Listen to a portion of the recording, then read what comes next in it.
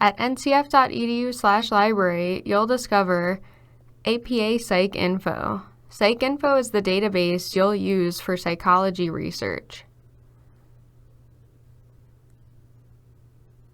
At ncf.edu/library, we're going to scroll down and click on Research under Library Resources. Here we'll scroll to Databases and click the link to get to our A to Z list of databases. Under Popular Databases, we'll select APAPsycInfo. Okay, so after I clicked the link on the A to Z list, I was brought to this page because I was logged into the NCF portal.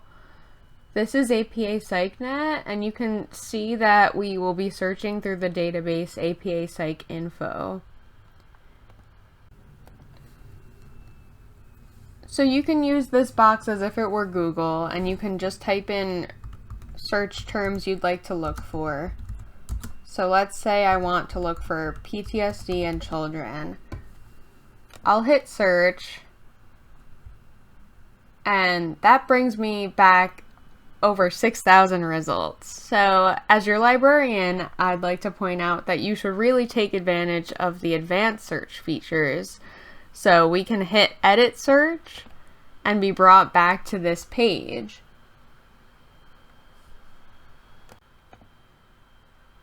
So I really don't want to sort through over 6,000 results, and I want my search to be more accurate. I'm going to take advantage of the different lines here and search PTSD and child with an asterisk.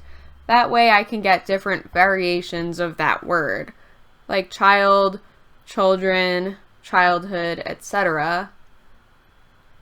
I can add a row here. So let's say I actually am more focused on PTSD, children, and sleep.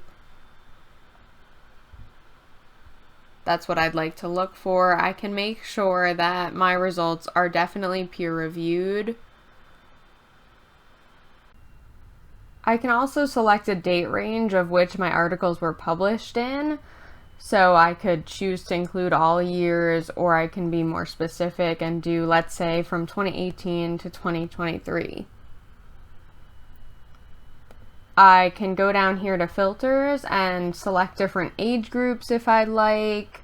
This is also where I'll select methodology. So I know that for this class I'd like to only look at empirical studies, so I'll select empirical study, but there are more options for me here to select, like if I wanted to look at a lit review or a meta-analysis, etc.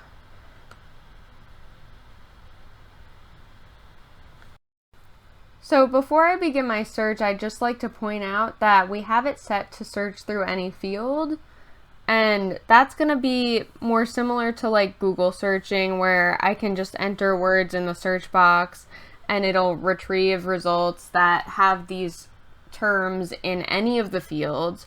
But if I'd like to be more specific, like let's say I am searching by an author, or I want to search for words just in the title, I can do that. I can search through words in the abstract, which might help me get more relevant results. And I can use what's called index terms. So the database uses controlled vocabulary, which actually gets you the really specific results of what you're looking for. And you can find the index terms that APAPsycInfo uses through the APA thesaurus, which is up here. Let's look through the AP thesaurus to see if I'm using the correct vocabulary for PTSD. So I'll search for PTSD here, and you'll notice that it does say use post-traumatic stress disorder.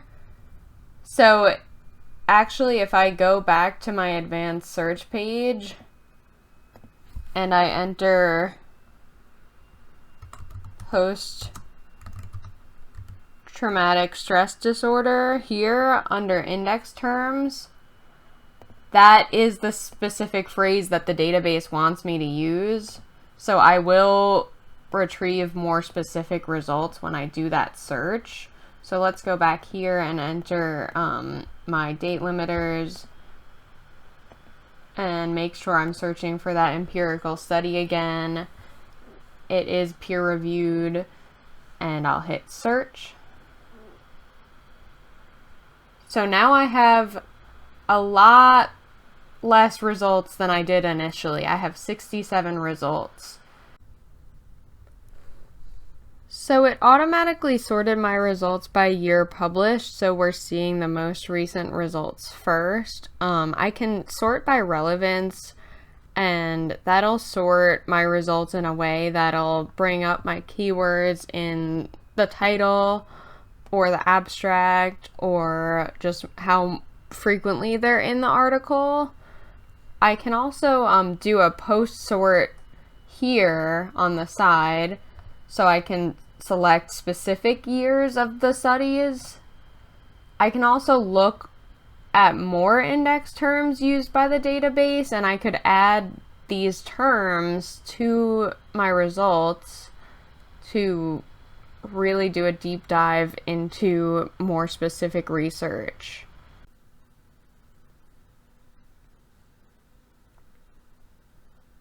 So when I see an article title that I like, I'll select it so I can read the abstract and I can see the citation.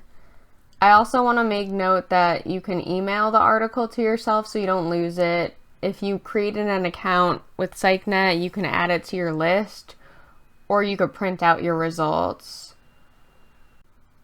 You'll notice that when you're on the record, it will highlight the keywords and how many times they actually do appear in the article and the abstract. That way you can know that it was a really relevant result. And if you scroll down here, you can see those index terms that we talked about. That was the controlled vocabulary. So it included the word child in the term child abuse for this article. And if I scroll back up here, let's say I did really like this article, I want to get the full text. So I'll click full text from publisher. Okay, so that brings me to this full text of the article, and then I'll just look for that word PDF, and I'll click on that, so that brings up the PDF of the article. And then I can just hit download in the corner to make sure I save that article to my computer.